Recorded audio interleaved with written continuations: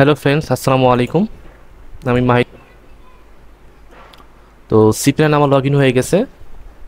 তো এখান থেকে আমাদের যদি সাবডোমেন ক্রিয়েট করতে হয় তো সিম্পলি আমাদের এখান থেকে আসতে হবে ডোমেইনের এখানে। এই যে ডোমেইন। হ্যাঁ, আচ্ছা। তো ডোমেইনের এখানে আসার পর আমাদের সিম্পলি ডোমেইনে যেতে হবে।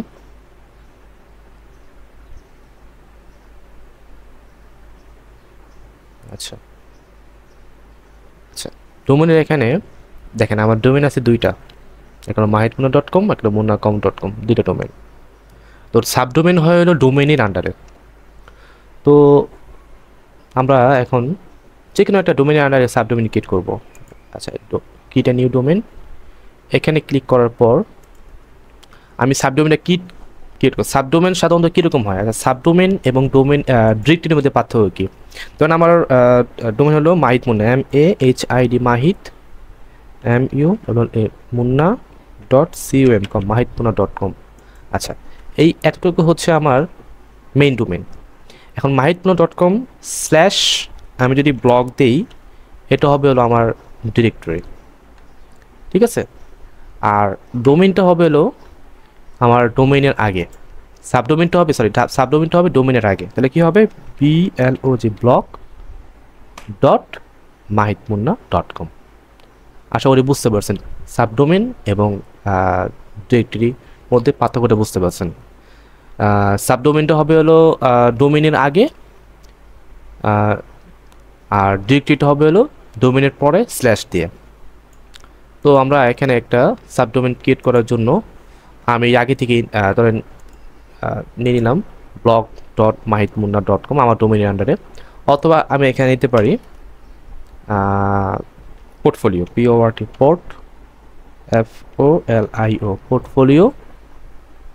portfolio.mahitmunna.com। এই যে অটোমেটিক এখানে নিয়ে নিচ্ছে।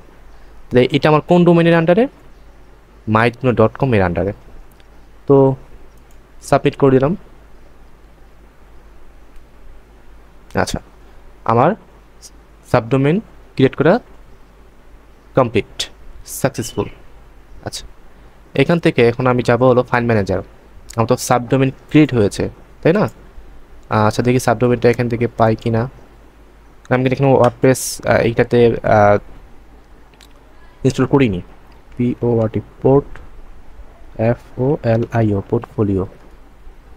পোর্টফোলিও ডট মাহিত। দেখেন আমার এখনও এখানে ওয়ার্ডপ্রেস লগ ইন করা নেই বা ইনস্টল করা নেই।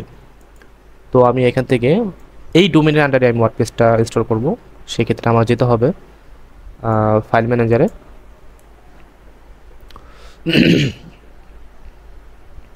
ফাইল ম্যানেজারে যাওয়ার পর এখানে আমি আগে দেখবো যে আমার সাবডোমেইনটা আসলেই কি ক্রিয়েট হয়েছে কিনা। এই যে সাবডোমেইনটা কিন্তু পাবলিক আন্ডারস্কোরের বাইরে থাকে। এই যে portfolio.mahitmunna.com। তো আমার সাবডোমেইন ক্রিয়েট কনফার্ম। তো এখন আমি ওয়ার্ডপ্রেস যদি ইনস্টল করতে চাই, আমাকে যেতে হবে সফটওয়্যার ক্লাসে আসলাম। আচ্ছা, ইনস্টল।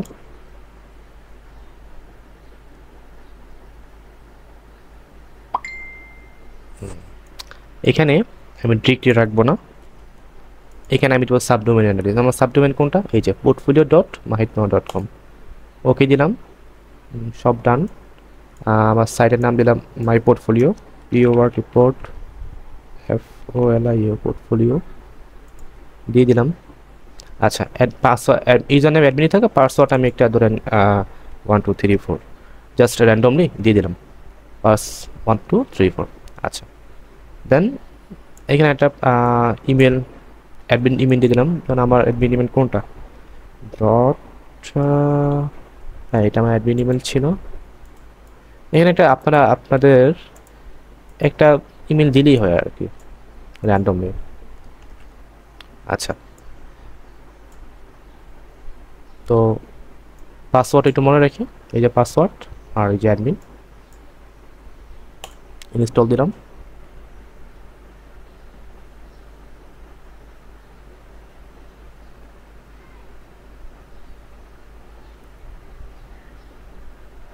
হুম। তো দেখেন তখন কিন্তু আমার এখানে ওয়ার্ডপ্রেস ইনস্টল করা ছিল না, যার কারণে এটা দেখাই নেই, এরর দেখাচ্ছে। আমি আবার রিফ্রেশ দিই।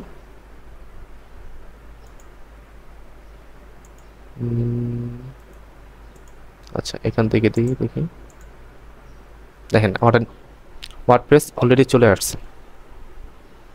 তার মানে আমার সি প্যানেল থেকে আমরা একটি সাব শেয়ার করবেন। ধন্যবাদ। সালামু আলাইকুম।